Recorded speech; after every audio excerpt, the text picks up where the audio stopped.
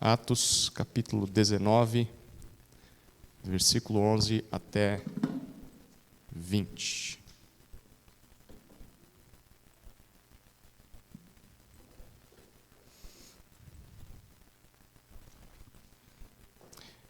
A nível de contexto, como nós fizemos na semana passada, gostaria de ler alguns versículos anteriores ao texto que vai ser exposto. Então nós leremos versículos 8 até 10, tá? E daqui a pouco leremos aos poucos a partir do versículo 11. Atos 19, de 8 a 10. Acompanhe com fé a leitura da palavra de Deus. Durante 3 meses, Paulo frequentou a sinagoga, onde falava ousadamente, discutindo e persuadindo a respeito do reino de Deus. Mas, como alguns deles se mostraram teimosos e descrentes, falando mal do caminho diante da multidão, Paulo se afastou deles. E levando consigo os discípulos, passou a falar diariamente na escola de Tirano. Paulo fez isso durante 2 anos, de modo que todos os habitantes da província da Ásia ouviram a palavra do Senhor, tanto judeus como gregos. Amém? Vamos orar mais uma vez, queridos? Querido Deus, estamos diante da Tua palavra e reconhecemos que essa palavra é a nossa vida. Portanto, Deus, nos revele o significado do texto que vamos estudar nessa noite. E não permita que sejamos duros de coração como esses judeus que resistiram e não creram no Evangelho. Pelo contrário, Senhor, amoleça os nossos corações. Produza fé em nós. E rendição completa ao nosso Senhor Jesus Cristo. Assim oramos no nome de Cristo. Amém. Manda quem pode, obedece quem tem juízo. Já ouviu essa frase?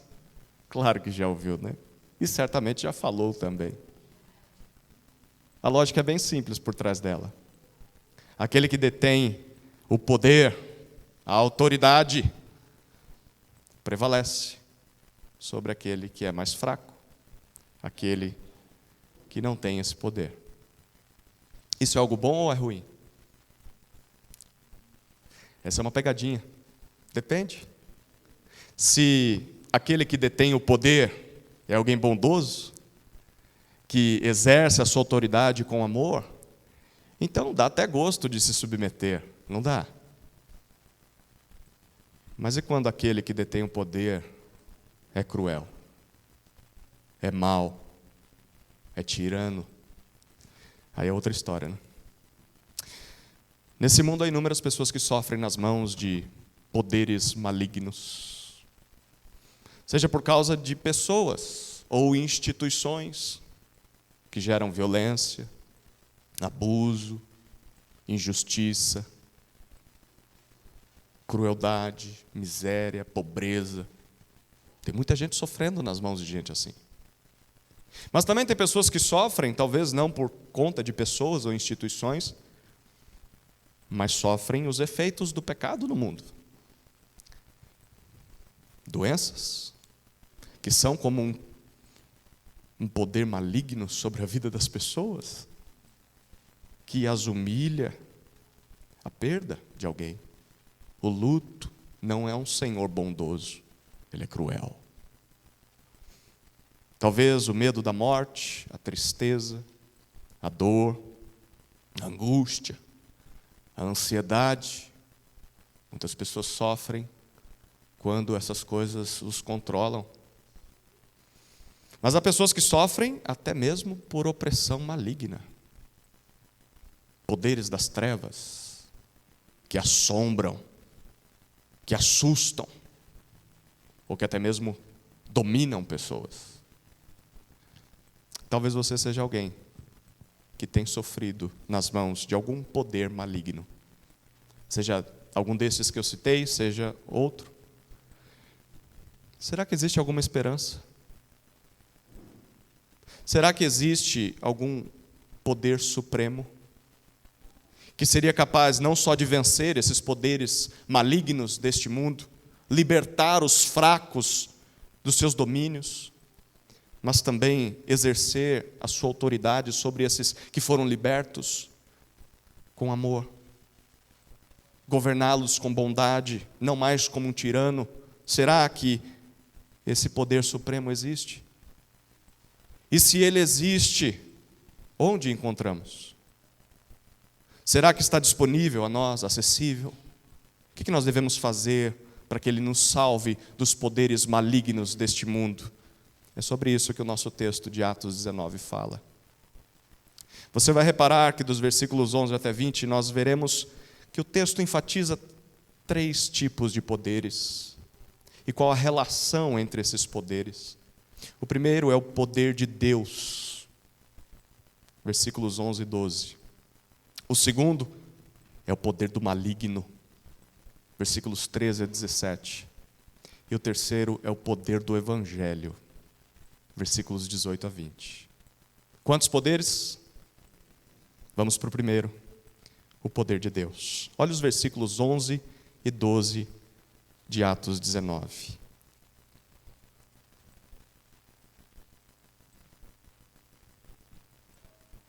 Deus, pelas mãos de Paulo, fazia milagres extraordinários, a ponto de levarem aos enfermos lenços e aventais do seu uso pessoal, diante das quais as enfermidades fugiam das suas vítimas e os espíritos malignos se retiravam. Para que a gente comece a entender o que acabou de ler e o restante da história, são necessárias 3 informações importantes, a nível de contexto. A primeira informação é sobre o que nós já vimos até agora em Atos. Paulo está na sua 3ª viagem missionária, foi iniciada no final do capítulo 18. E nessa viagem, Paulo saiu da sua igreja, Antioquia, visitou as igrejas da região da Galácia, até que chegou à cidade de Éfeso. Lá no capítulo 18, nós lemos que, na verdade, Paulo já esteve em Éfeso no final da 2ª viagem missionária. Ele ficou alguns dias, pregou o evangelho na sinagoga. Os judeus falaram, por favor, fique um pouquinho mais. Ele disse, não tenho tempo, eu tenho que partir. Se Deus quiser, voltarei mais uma vez aqui. Bom, enfim, Atos 19 diz que chegou a hora, Deus quis. Paulo volta para a cidade, foi o texto que estudamos semana passada. Ele encontra 12 homens que foram discípulos de João Batista, mas ainda não tinham o Espírito Santo. E então Paulo evangeliza eles por completo, e eles creem, são batizados, recebem o Espírito Santo, como todos os outros crentes em Jesus receberam em todo o livro de Atos até agora. E aí depois disso, chegamos aos versículos 8 a 10, que foi o texto que a gente leu no começo, sobre o contexto. Paulo vai para a cidade, entra na sinagoga, aquela mesma que pediu para que ele ficasse alguns meses atrás, e ele prega o evangelho, agora com mais tempo, ele tem mais calma, só que aí alguns que pediram para ele ficar naquela época dizem, a gente não gostou do que ouviu agora. Eles se mostram duros de coração, se recusam a crer, começam a falar mal do caminho, e é curioso como o livro de Atos explica o que é o cristianismo, o que é o evangelho, quem são os discípulos de Jesus, é o caminho, eles são do caminho. Não é só um conjunto de doutrinas que você concorda e segue. Sim, tem doutrinas, mas essas doutrinas vão produzir uma nova forma de se viver, um novo caminho a se seguir. E você, se é discípulo de Jesus, está nesse caminho. Mas esses judeus começaram a falar mal do caminho, então Paulo se retira da sinagoga, e o que parecia ser uma má notícia se torna uma notícia maravilhosa, porque ele encontra um outro lugar para pregar o evangelho. A escola de um tal de tirano, que de tirano não tinha nada. Era um homem bom que cedeu o espaço do seu auditório para que Paulo pregasse o evangelho ali. E ele prega o evangelho por horas, todos os dias, durante o período de 2 anos inteiros.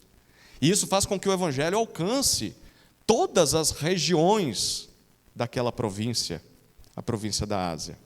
Bom, foi isso que a gente viu no último versículo que estudamos na semana passada. E foi provavelmente nessa época de 2 anos que as igrejas da Ásia Menor, aquelas citadas em Apocalipse 2 e 3, foram plantadas. E É nessa época que Paulo escreveu 1ª e 2ª aos Coríntios, enquanto está ali em Éfeso, tentando resolver alguns problemas da igreja de Corinto, que dá bastante dor de cabeça para Paulo. Vai chegar o dia em que a gente vai estudar elas aqui no domingo à noite, as 2 cartas. Essa é a primeira informação sobre o que a gente já viu até agora. Estamos juntos? Você lembra disso? Tem uma segunda informação, que agora são coisas novas. Se você gosta de anotar, anote. Sobre a cidade de Éfeso. Ao longo dos domingos, eu vou dando um pouquinho mais de informações, para que a gente entenda cada passagem. Tem uma para a semana que vem, que eu vou reservar, é muito importante, mas fica para a semana que vem. Para a gente entender essa passagem, a gente precisa compreender que Éfeso era a capital daquela região, capital da Ásia Menor. Ela era província romana, então viver em Éfeso era a mesma coisa que viver em Roma, a gente já viu isso. As leis, as autoridades, bom, tudo era romano. E porque Éfeso era bem localizada, todo o comércio do mundo passava por lá. Os navios que vinham do Oriente para o Ocidente e vice-versa, tinham que aportar em Éfeso para se abastecer, para que as pessoas dormissem lá, às vezes para ficar enquanto estava inverno. Então, Éfeso, por conta disso, tinha muito tipo de cultura diferente. Também tinha muito dinheiro, cidades assim atraem muito investimento e muito recurso. Éfeso tinha muitos templos, e essa informação vai ser importante para domingo que vem. Éfeso tinha muita política, muitos soldados, muitos escravos, mas também muitos poderes espirituais.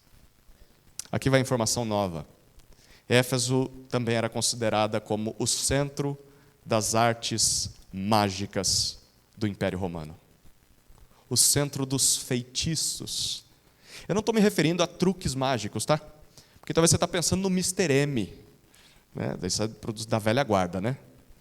Talvez você está pensando naquele mágico de festa infantil que pega uma cartola e tira um coelho de dentro da cartola. Você está pensando em um ilusionista, um mágico de circo. Não, não é isso. Éfeso era o centro de bruxaria do Império Romano. Das mais pesadas, das mais absurdas, das mais terríveis. Dentre todas as cidades do Império Romano, Éfeso era o covil da magia negra, o maior centro de bruxaria do mundo. Inclusive, alguns anos antes de Paulo chegar àquela cidade, Nero, aquele que era filho do imperador Cláudio, que futuramente se tornaria o imperador, antes de ser imperador, Nero fundou uma escola em Éfeso, uma escola de bruxaria. Essa escola atraía interessados por trevas ou exorcismos do mundo inteiro. E as pessoas vinham ali. Era um campo fértil para a ação de espíritos malignos. Todo lugar que gosta de coisas ocultas, em que as pessoas mexem com coisas das trevas, é um prato cheio para espíritos malignos. Por isso nós chegamos à terceira informação de contexto, que é sobre os espíritos malignos. Sim, de acordo com a Bíblia, espíritos malignos existem e atuam neste mundo, por mais que talvez você não acredite, eles existem. Para você ter uma ideia, de todos os evangelistas, Lucas é o que mais fala sobre eles. Se você considerar Lucas e Atos, 2 livros escritos pelo mesmo autor, Lucas nos conta sobre 27 aparições de demônios ou de espíritos malignos. É quase o dobro de todos os outros evangelhos juntos. Lucas foi o que mais escreveu sobre isso. Quem são os demônios? Quem são espíritos malignos? Bom, de acordo com a Escritura, são anjos caídos, que pecaram contra Deus junto com Lúcifer ou Satanás. E eles estão aprisionados neste mundo, esperando o dia do juízo final, quando Deus vai condená-los ao inferno que foi criado para eles. E essa condenação vai ser eterna. Não, eles não estão no inferno. Eles não estão reinando no inferno. O inferno é o castigo deles. Um dia serão lançados no inferno. E então, enquanto esse dia não chega, o que eles fazem? Apesar de não possuírem corpos físicos, porque são seres espirituais, eles detêm certo poder espiritual, limitado por Deus. Leia a história de Jó e você vai perceber que o diabo tem poder, mas ele responde à soberania e à permissão de Deus. Mas eles são capazes de possuir pessoas, possuir animais, oprimir pessoas, subjugar pessoas. Na verdade, esse é o seu maior objetivo. Desde Gênesis 3, quando a serpente tentou a mulher e fez com que o casal caísse em pecado, Satanás e os seus demônios querem confundir as pessoas, humilhar a humanidade, ferir, maltratar, matar e destruir toda a humanidade, em especial o povo de Deus. Durante o período em que Paulo esteve em Éfeso, nesses 2 anos, ele escreveu aos Coríntios as 2 cartas. Lá em 2 aos Coríntios, capítulo 2, versículo 11, ele diz para eles perdoarem um irmão que foi disciplinado. E ele continua, para que Satanás não alcance vantagem sobre nós, pois não lhe ignoramos os desígnios, as artimanhas. Satanás e os seus capangas e os seus demônios têm diversas estratégias para nos fazer tropeçar, nos fazer cair na fé. Aliás, a respeito disso, Paulo, na sua 2ª carta, ainda, lá no capítulo 11, versículo 14 aos Coríntios, ele diz, o próprio Satanás se transforma ou se disfarça em anjo de luz para enganar as pessoas. Tem gente que diz que viu anjo, né? Pois é, podia ser o capeta. É por isso que quando Paulo irá escrever a sua futura carta aos Efésios, lá no capítulo 2, você lembra desse texto? Paulo diz, ele, Deus, lhes deu vida, enquanto vocês estavam mortos em suas transgressões e pecados, nos quais vocês andaram no outro tempo, segundo o curso deste mundo, segundo o príncipe da potestade do ar, do espírito que agora atua nos filhos da desobediência. Vocês andavam no caminho de Satanás. Quando creram em Jesus, os efésios e todos aqueles que creem em Jesus foram libertos das mãos do demônio e de seus capangas e de todos os poderes das trevas.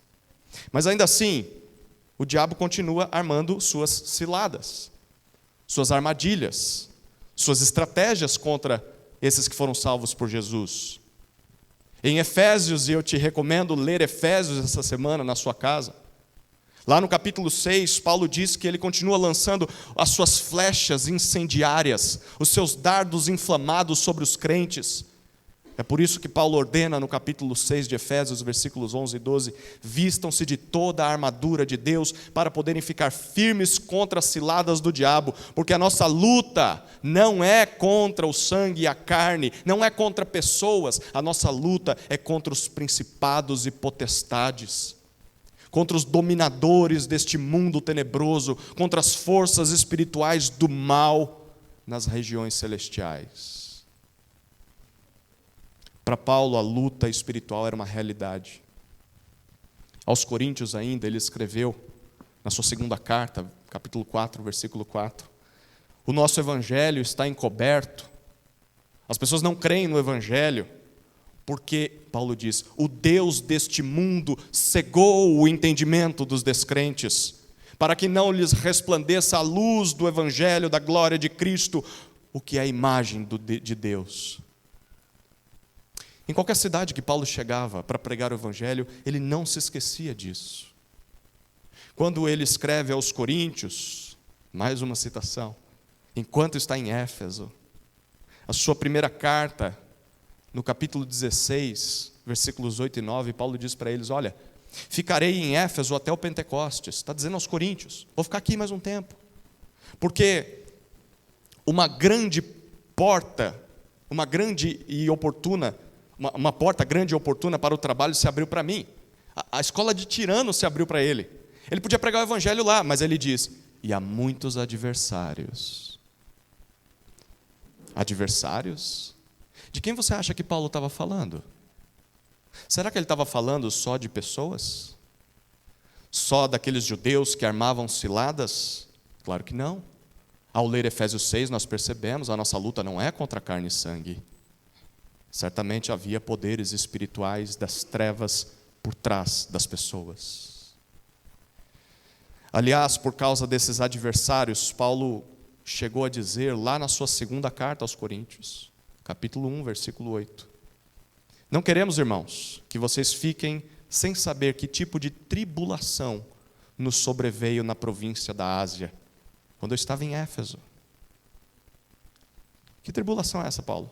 Ele continua dizendo: foi algo acima das nossas forças, a ponto de perdermos a esperança até da própria vida.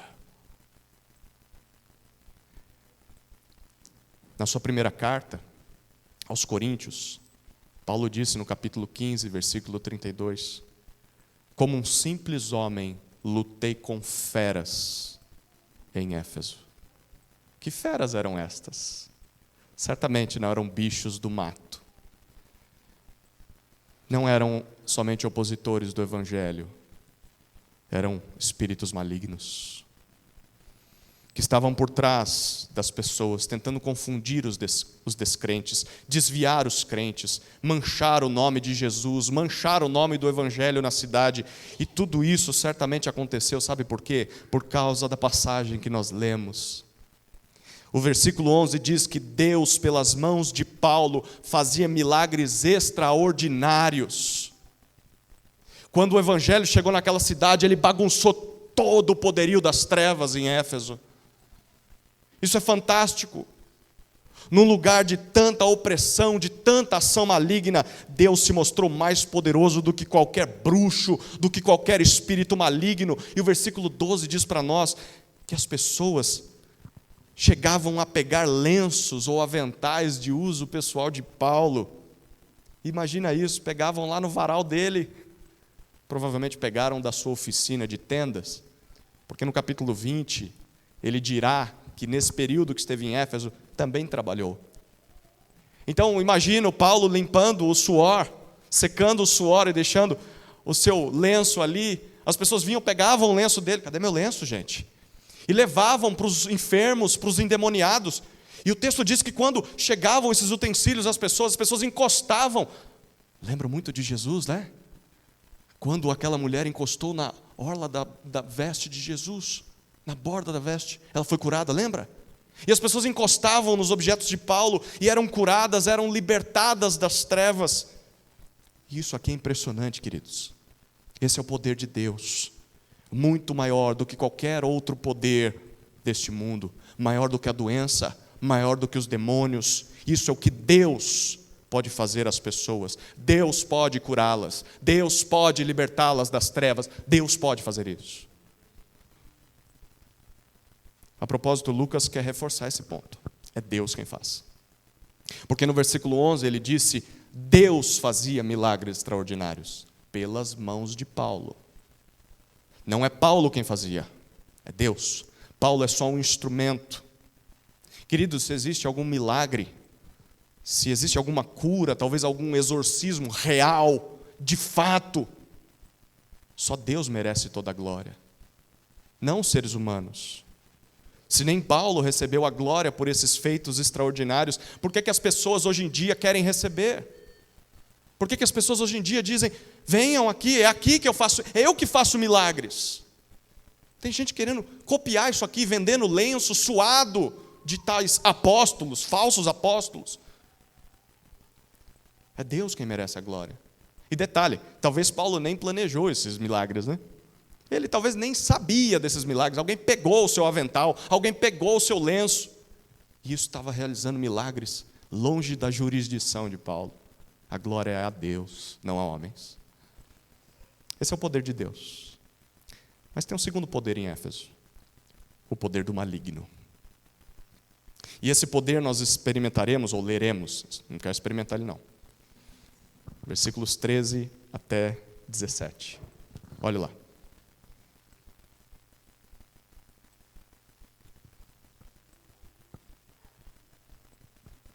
E alguns judeus, exorcistas ambulantes, tentaram invocar o nome do Senhor Jesus sobre pessoas possuídas de espíritos malignos, dizendo: ordeno que saiam pelo poder de Jesus, a quem Paulo prega. Os que faziam isto eram 7 filhos de um judeu chamado Seva, sumo sacerdote. Mas o espírito maligno lhes respondeu: conheço Jesus e sei quem é Paulo, mas vocês, quem são? E o possuído do espírito maligno saltou sobre eles, dominando a todos, e de tal modo prevaleceu contra eles, que nus e feridos fugiram daquela casa.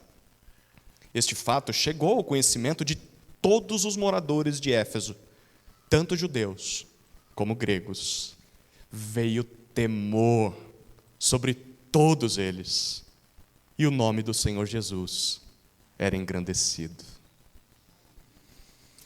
Em uma cidade tão dominada por forças espirituais das trevas, era comum encontrarmos exorcistas ambulantes, pessoas que ganhavam a vida expulsando demônios, claro, mediante a bagatela de um belo pagamento.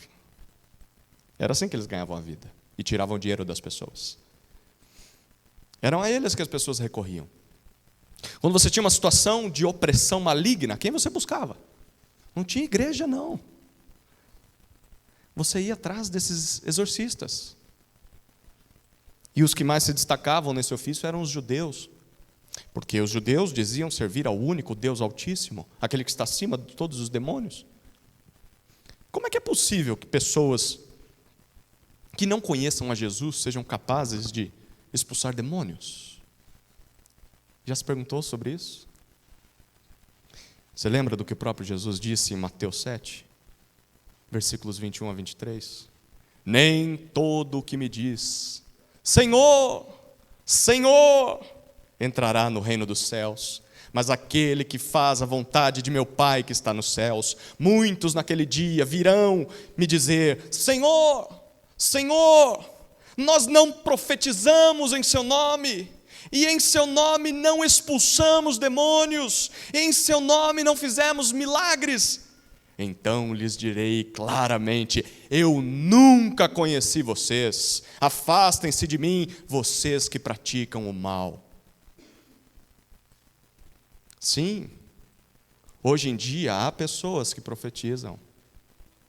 Hoje em dia há pessoas que expulsam demônios. Há pessoas que curam doentes, mas isso não significa que conheçam a Jesus. E se fazem isso sem Jesus, só tem uma outra opção. Com que poder eles estão fazendo isso? Poderes das trevas. Mesmo que não saibam. E as trevas só querem que as pessoas sejam iludidas, enganadas e não se voltem para Cristo. Portanto, queridos, não acreditem em tudo o que vocês veem ou ouvem. Mesmo que pareça ser sobrenatural, pareça ser milagroso,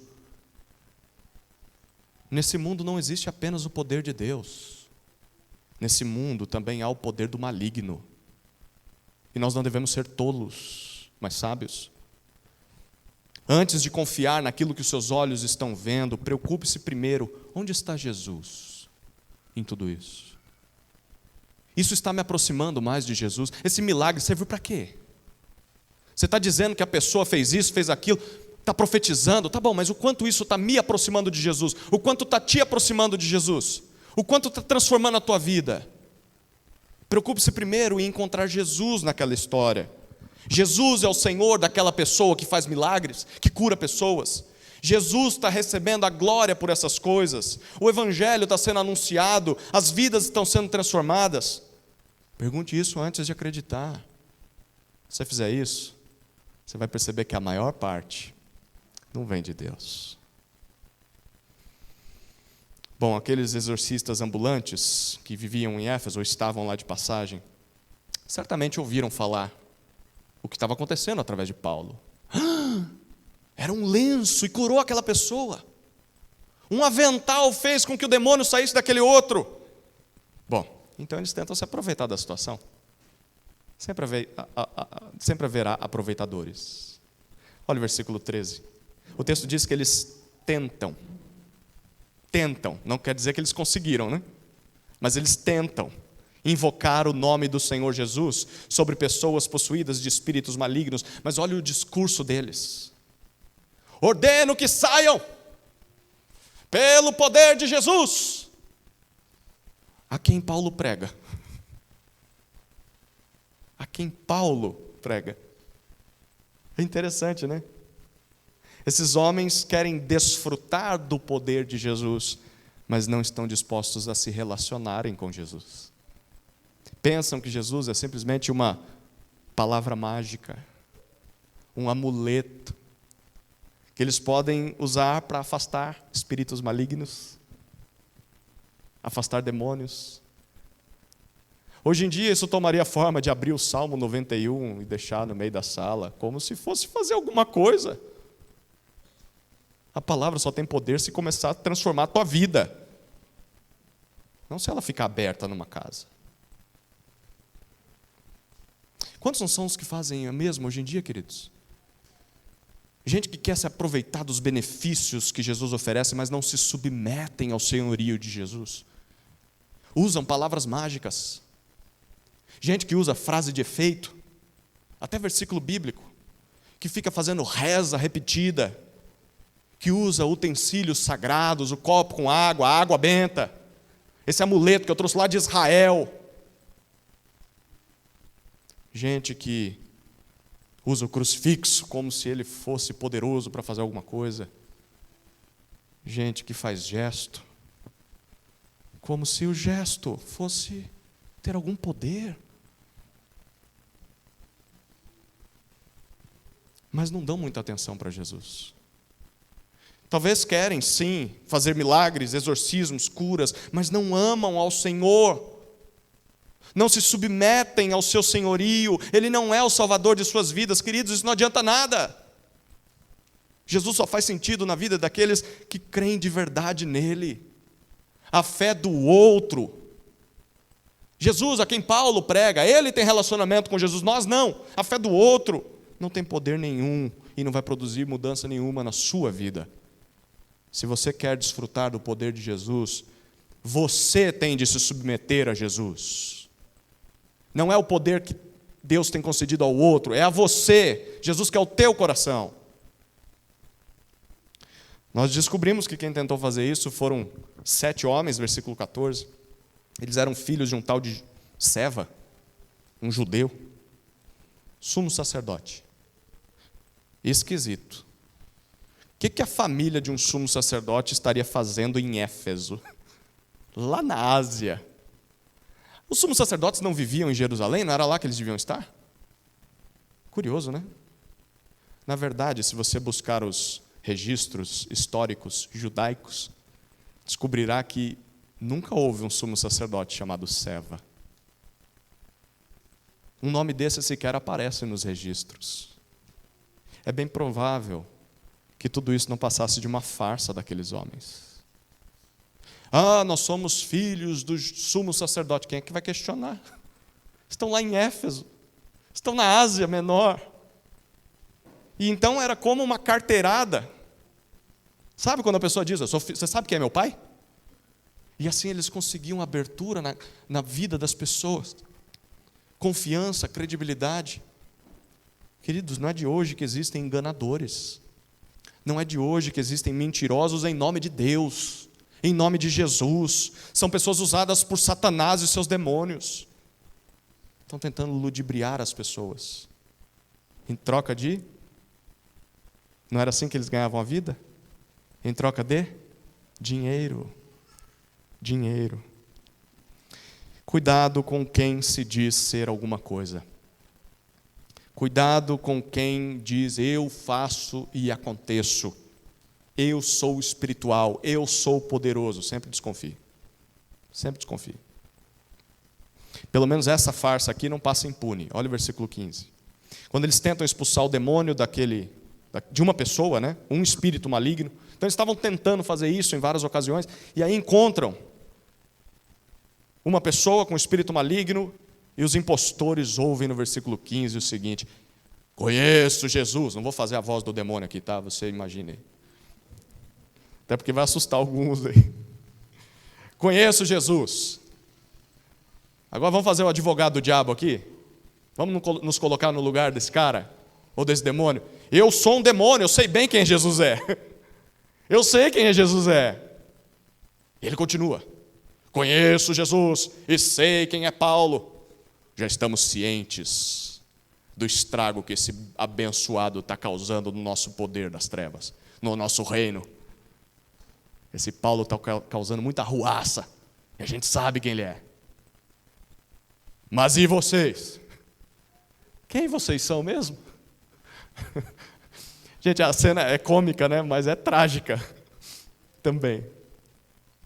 Que resposta, que cena. Eu queria estar lá, eu acho que você também, para ver a cara daqueles 7 homens a ouvir um negócio desse. Eles estão acostumados a lidar com isso. Eles são exorcistas ambulantes, já viram tantos endemoniados.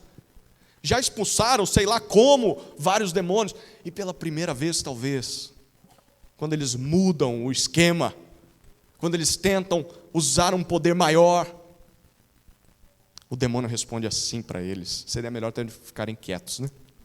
Faz do jeitinho que vocês faziam, sei lá, jogando sal na porta, sei lá, do jeito que vocês faziam, mas não inventa de colocar o nome de Jesus no meio. E eles colocam. Reparem num detalhe. O espírito maligno disse que conhecia a Jesus. Reparou nisso? Mas ele também sabia quem era Paulo. Satanás e seus demônios, sim, sabem quem é Jesus. Tiago 2,19 diz que eles sabem, creem e tremem. Mas o diabo e seus demônios também conhecem o servo de Jesus, o pregador Paulo. Sabemos quem é Paulo. Certa vez, quando Deus estava me chamando para o ministério, um pastor já experiente, vivido, me disse assim: José, você tem certeza disso que você quer? E eu falava com o coração inflamado por Jesus: eu tenho, eu quero servir a Jesus. Essa chama continua até hoje. Mas naquela época, inocente de tudo, sim, eu quero. Vai ser bênção sobre bênção, só vitória daqui para frente. Quero ajudar pessoas. Esse pastor disse para mim: a partir de agora, Satanás pintou um alvo em suas costas. E o objetivo dele é acertar esse alvo. É derrubar você. Porque se ele derrubar você, ele consegue derrubar a tua família e a igreja onde você serve. Não seja ingênuo. Não pense que você irá crer em Jesus e servir a Jesus e passará desapercebido aos olhos dos inimigos. Você acha que no mural de avisos do inferno a sua foto não está lá? Você acha que as trevas que odeiam a Cristo não vão te odiar também?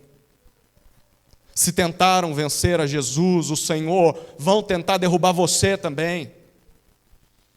Quanto mais você se envolver no serviço do Evangelho, mais o seu nome vai ser conhecido pelos poderes espirituais das trevas e mais ataques, mais ofensivas você vai sofrer para que caia. Por isso, proteja-se com toda a armadura de Deus todos os dias.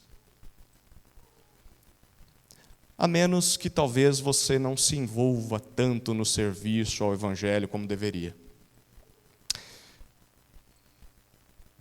Talvez, na verdade, você serve mais para dar mau testemunho de Jesus do que para servir a Deus. Bom, nesse caso, pode ficar bem tranquilo, tá? Nesse caso, o diabo não vai tentar derrubar você, não. Por que ele tentaria? Você, na verdade, está trabalhando para o lado dele. Porque você diz que conhece a Jesus, mas vive como um demônio. Você já está a serviço do capeta, do poder das trevas. Por que ele vai tentar derrubar você? Ele quer que você apareça mais, que você cause discórdia na vida da igreja, que você acabe com a sua família, é isso que ele quer. Já parou para pensar nisso? O que um espírito maligno diria a seu respeito? Porque ele está falando de Paulo.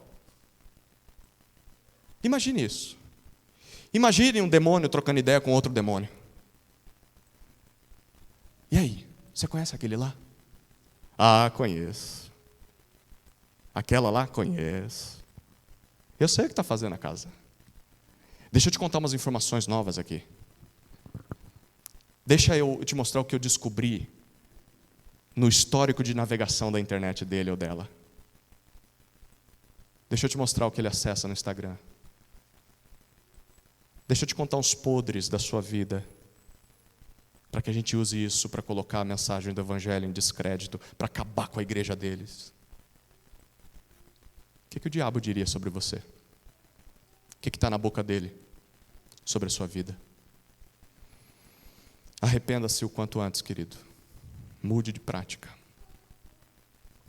Que Deus nos ajude a termos uma vida coerente com o Evangelho, de modo que o adversário não tenha com o que nos acusar, a não ser que tenha de reconhecer: conheço esse servo e essa serva de Deus, eu queria que morresse, porque está fazendo um estrago contra as trevas.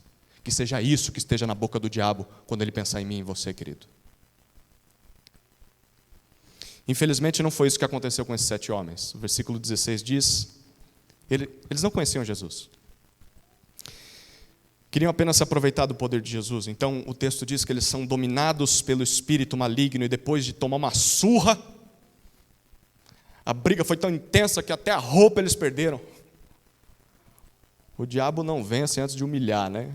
Ele quer humilhar eles. E o texto diz que eles saem nus e feridos daquela casa. Que humilhação. Pois é. Essa cena retrata muito bem o que acontece com quem não tem um relacionamento de intimidade com Jesus. É uma vida frágil. É uma vida insignificante. É uma vida vulnerável aos ataques demoníacos, ao poder do maligno. Se você não tem Jesus ainda no seu coração, é assim que você é. E é assim que você vai continuar sendo. Se você se encaixa nesse perfil, se arrependa e creia em Jesus. Só Ele pode te libertar das trevas. Quem não tem esse tipo de relacionamento com Jesus não é capaz de enfrentar e vencer as trevas. Queridos, ninguém sobrevive às ciladas do diabo na força do próprio braço. Na luta contra as trevas, nessa luta só sobrevive quem crê em Jesus e quem depende de Jesus em todo o tempo. Quem tem um relacionamento íntimo com Ele, diário com Ele. Como é que está a sua vida com Jesus?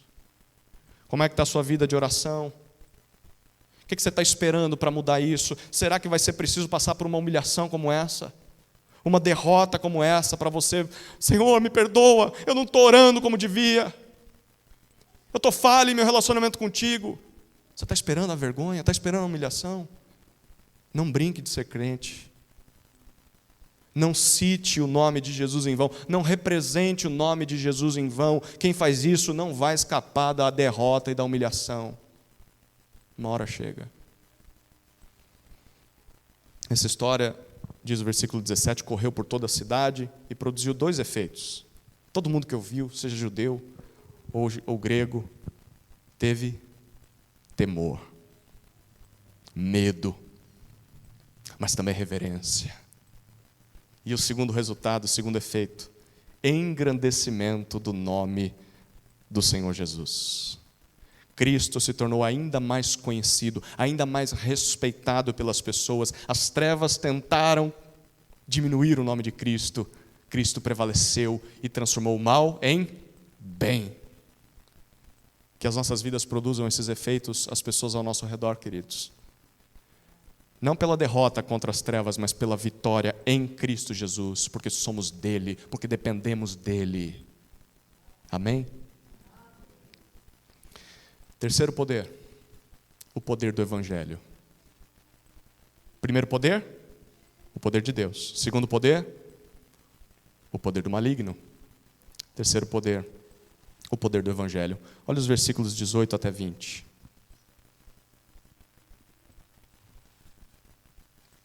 Muitos dos que creram vieram confessando e denunciando publicamente as suas próprias obras. Também muitos dos que haviam praticado magia, reunindo seus livros, os queimaram diante de todos. Calculado o valor dos livros, verificaram que chegava a 50 mil denários. Assim, a palavra do Senhor crescia e prevalecia poderosamente.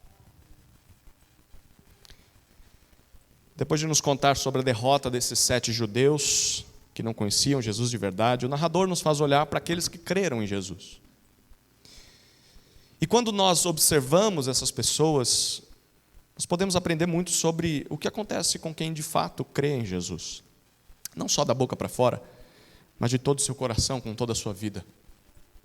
O que acontece com quem crê em Jesus?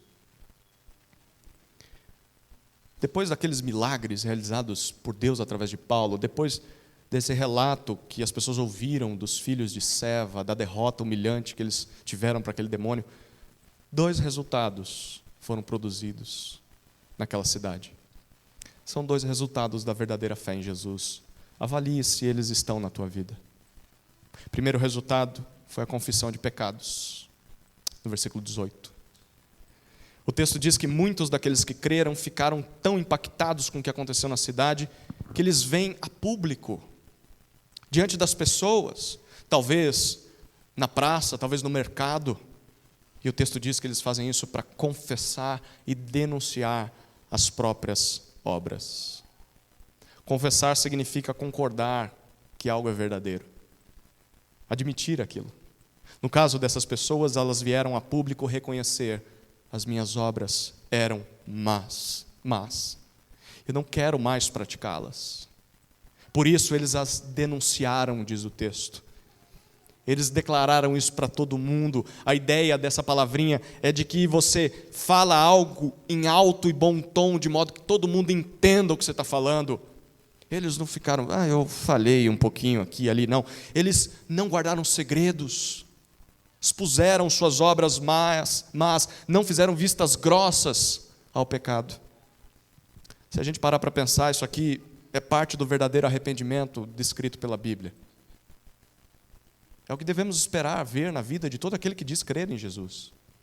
Uma confissão de seus pecados. Não há mais desculpas. Não há mais mentiras, não há mais máscaras, não há mais fugas. Simplesmente a verdade. Pequei. Eu me arrependo profundamente disso. E o que é que motiva esse tipo de atitude? A gente viu no versículo 17, temor. Sobreveio temor sobre as pessoas, mas não só isso, o engrandecimento do nome de Jesus na cidade. Queridos, ninguém se arrepende de verdade, ninguém confessa os seus pecados publicamente, se não temer o nome de Jesus, se não reverenciar o nome de Jesus. Portanto, se você quer que as pessoas confessem seus pecados, pregue a Cristo. Fale de Jesus, permita que a beleza, a majestade de Jesus brilhe às pessoas através da sua vida, do seu testemunho, da sua pregação. Houve um pastor puritano chamado Thomas Watson que disse assim: enquanto Cristo não se tornar doce, o pecado nunca será amargo. Dê Cristo às pessoas. Cristo somente, e Cristo as constrangerá a se arrependerem. Talvez você sente muita dificuldade em confessar e denunciar os seus pecados. Você tem algum motivo que não te leva a fazer isso?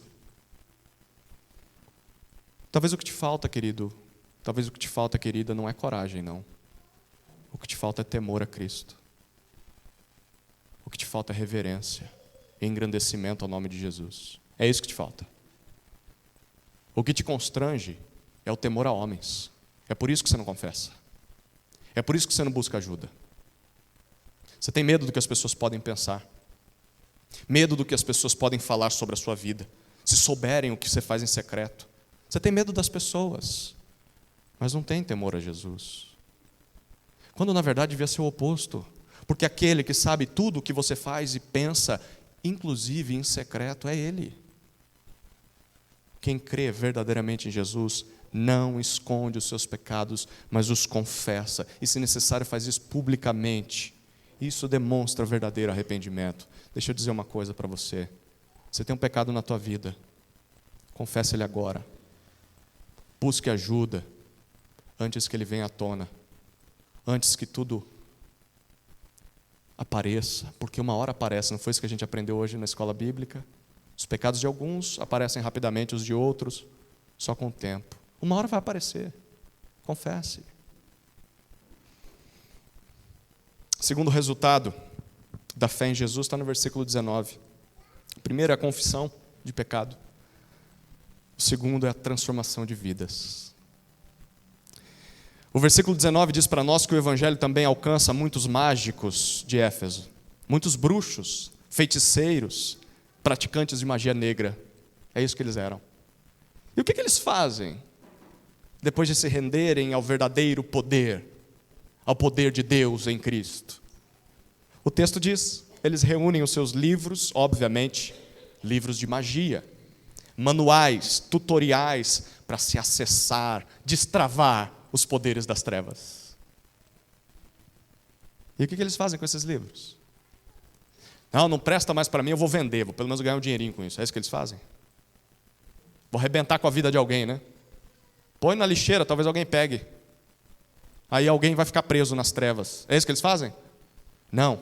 Eles reúnem os livros, levam para frente da cidade e queimam diante de todas as pessoas. E o autor de Atos nos dá a informação de que o valor chegou, eles juntaram tudo aquilo e calcularam, chegou a 50 mil denários. Dependendo do cálculo, porque existiam 3 tipos de denários naquela época, talvez isso poderia envolver, no valor atual, entre 2 a 8 milhões de reais em uma cidade. Custou caro para eles fazer isso, não custou? Você consegue imaginar uma cena como essa? Em época de festa junina, imagina que fogueira que foi na cidade, né? Pessoas que antes ganhavam a vida trabalhando com artes das trevas. A população de Éfeso sabia quem eram os mágicos. Você sabe, não sabe? Quem é que mexe com essas coisas aqui no bairro? Não sabe? Eu me lembro, na minha época de moleque, tadinha daquela senhora, ela nem fazia isso, mas eu olhava para ela e imaginava que ela era. E aí a gente ficava fugindo dela na rua. Eu vou falar isso não é para me orgulhar, não. Está errado o que eu fazia. Eu tacava pedra na casa dela e dizia, sai para lá, você mexe com o diabo. Tadinha dela. Depois descobri que não era crente em Jesus. Não tive nem tempo de pedir perdão, já foi com o Senhor, preciso pedir perdão quando chegar lá, né? Mas a gente sabe, não sabe? Às vezes se engana, como eu. A gente sabe quem mexe com essas coisas. Essa turma mexia. A cidade de Éfeso ia até eles, buscava eles quando tinha algum problema, alguma doença, alguma dificuldade, um endemoniado na família. Até mesmo, talvez, quando queriam trazer a pessoa amada de volta, levavam lá para ver se tinha algum esquema. Tem pessoas que buscam esse tipo de poder quando quer vingança, não é? Eu não quero que mate, não, mas só quebra as 2 pernas, tá bom. E depois fala que é magia branca. Está fazendo bem. Tá, que bem. Bem para quem? As pessoas sabiam que aqueles cidadãos de Éfeso mexiam com essas coisas, e agora estão vendo essas pessoas abrindo mão de tudo. Eles não estão só abrindo mão do emprego, eles vão parar de fazer magia, mas o texto diz que eles estão abrindo mão dos instrumentos que os ensinavam o ofício, e estão abrindo mão até mesmo do valor. É muito dinheiro. O que você acha que as pessoas daquela cidade pensaram ao presenciar isso? A gente pode imaginar, né? O que foi que deu nessa gente? Por que eles estão fazendo isso? O que foi que mudou essas pessoas dessa forma? Será que ele não acredita mais nessas coisas? Por que ele está abrindo mão de algo tão valioso? Esses livros são caros. Esse ofício não era o seu ganha-pão. Do que eles vão viver agora? O que foi que encontrou essa pessoa que a fez mudar? O que aconteceu com ela? Nós sabemos a resposta, não sabemos? O que foi que mudou essas vidas? Jesus Cristo. Jesus Cristo transformou essas vidas. Quando eles ouviram o Evangelho, encontraram a pessoa de Jesus Cristo. E a fé em Jesus transformou suas vidas, mesmo que isso custasse muito. E todos puderam perceber isso, queridos. É isso que acontece quando alguém de fato crê em Jesus, a sua vida é completamente transformada. Aquilo que antes era trevas, agora brilha como a luz.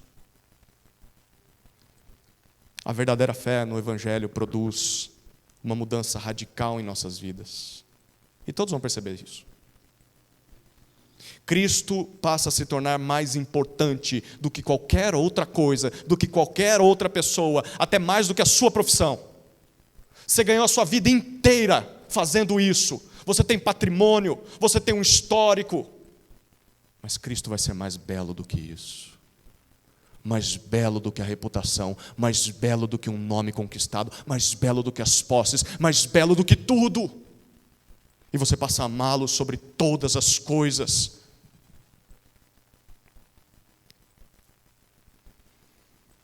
Quem se converte a Jesus, queridos, de verdade, abdica da sua velha vida de pecado, mesmo que isto custe caro.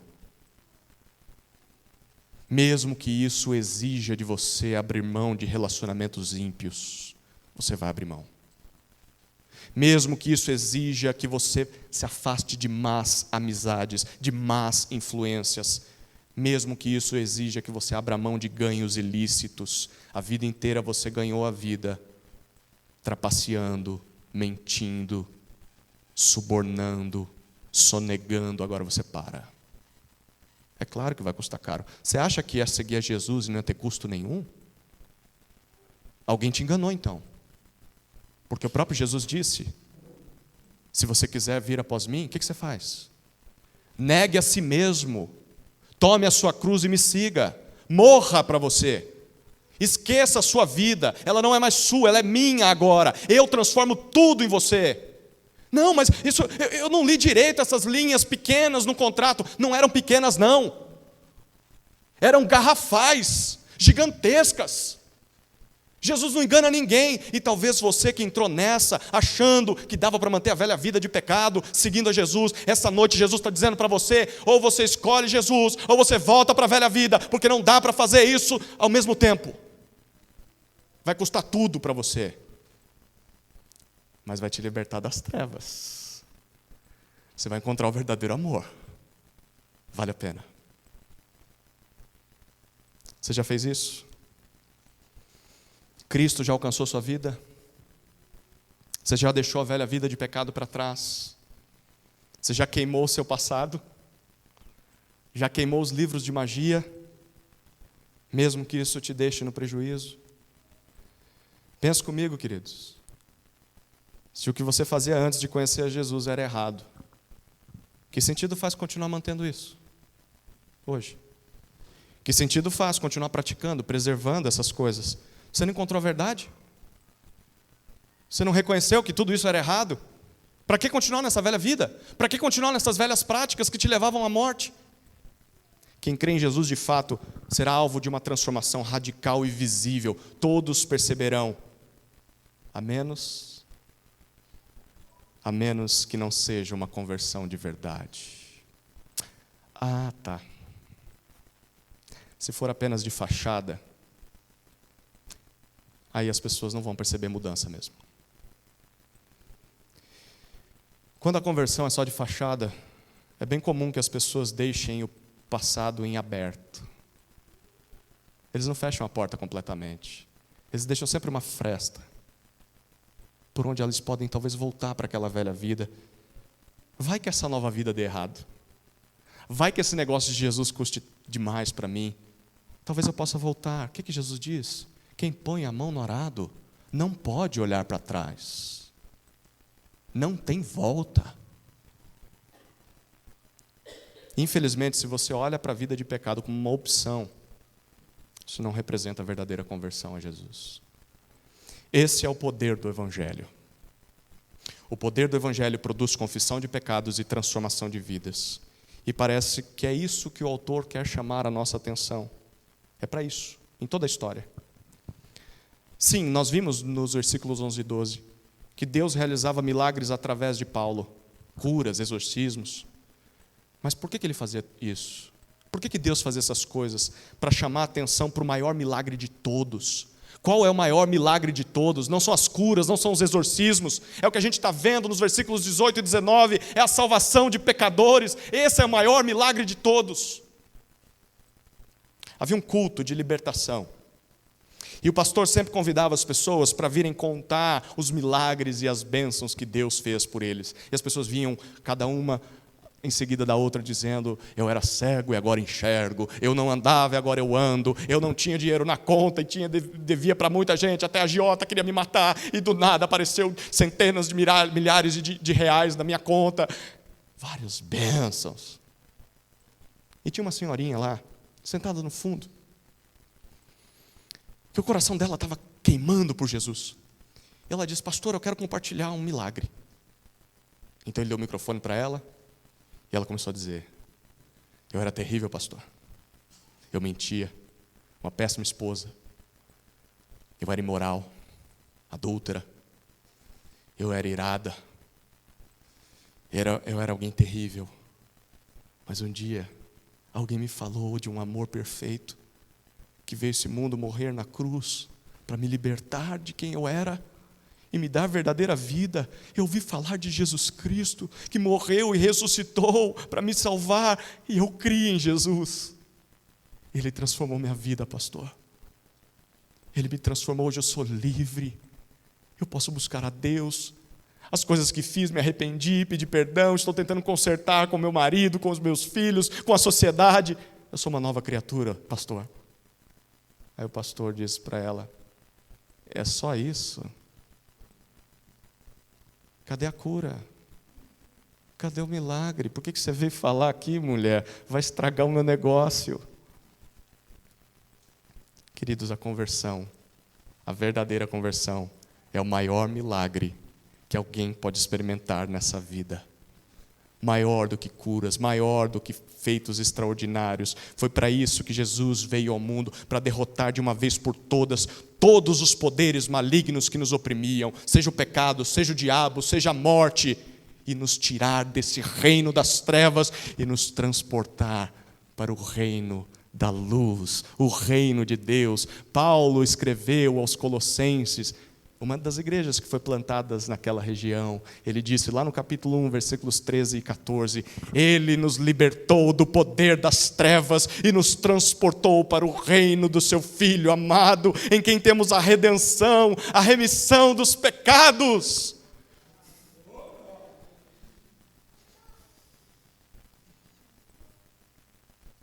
Por causa do que lemos no versículo 20, o texto diz que a palavra do Senhor, o Evangelho de Jesus, não só cresceu, aumentou como uma planta, mas prevaleceu.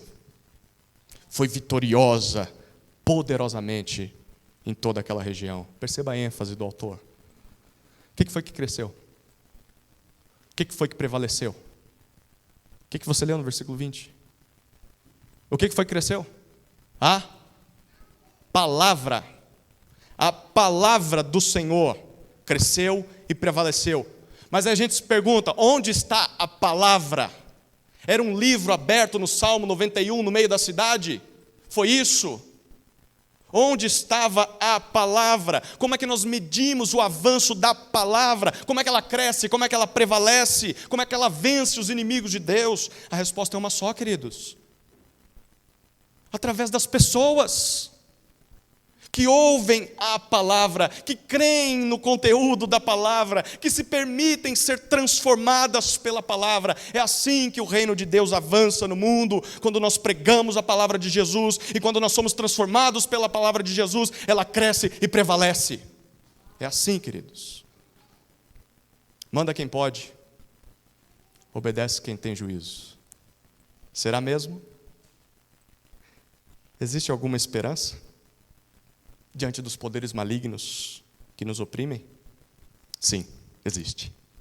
Há um poder supremo que não só venceu os poderes malignos desse mundo, não só libertou os mais fracos de seus domínios, mas que também exerce a sua autoridade sobre eles com bondade, com amor, não mais como um tirano.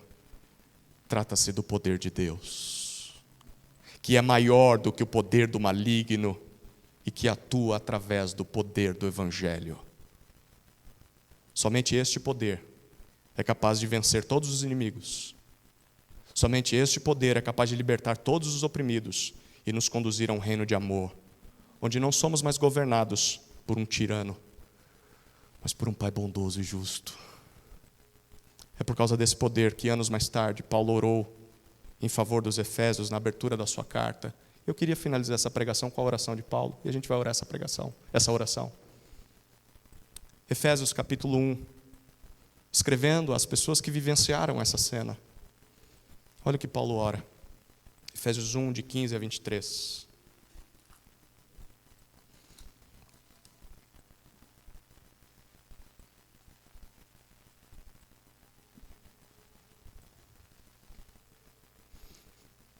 Acompanhe a leitura com espírito de oração.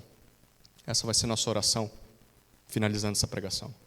Efésios 1, 15. Por isso também eu, tendo ouvido a respeito da fé que vocês têm no Senhor Jesus e do amor para com todos os santos, não cesso de dar graças por vocês, mencionando-vos nas minhas orações. Peço ao Deus de nosso Senhor Jesus Cristo, o Pai da glória, que conceda a vocês espírito de sabedoria e de revelação no pleno conhecimento dEle. Peço que Ele ilumine os olhos do coração de vocês, para que saibam qual é a esperança da vocação de vocês, qual é a suprema grandeza qual é a riqueza da glória da sua herança nos santos e qual é a suprema grandeza do seu poder sobre nós, os que cremos, segundo a eficácia da força do seu poder. Ele exerceu esse poder em Cristo, ressuscitando-o dentre os mortos e fazendo-o sentar à sua direita nas regiões celestiais, acima de todo principado, potestade, poder, domínio e de todo nome que se possa mencionar, não só no presente século, mas também no vindouro, e sujeitou todas as coisas debaixo dos pés de Cristo, e para ser o cabeça sobre todas as coisas, o deu à igreja, a qual é o seu corpo, a plenitude daquele que a tudo enche em todas as coisas. Amém. Querido Deus, que o teu poder, evidenciado no Evangelho, que é o poder de Deus, para a salvação de todo aquele que crê, opere poderosamente em nós, para que mais pessoas sejam libertas das trevas. Assim oramos em nome de Jesus. Amém.